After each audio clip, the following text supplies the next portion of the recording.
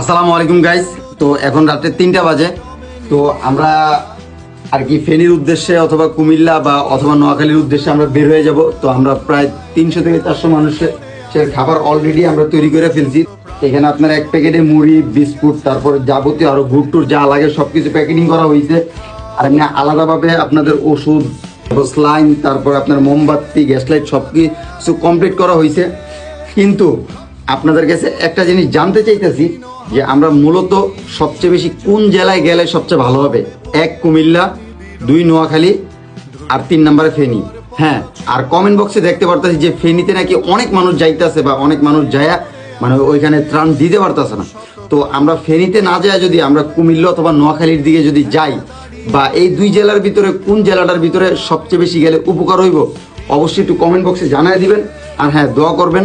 আমরা হয়তোবা আজকে সকাল ভোরবেলা রওনা দিব।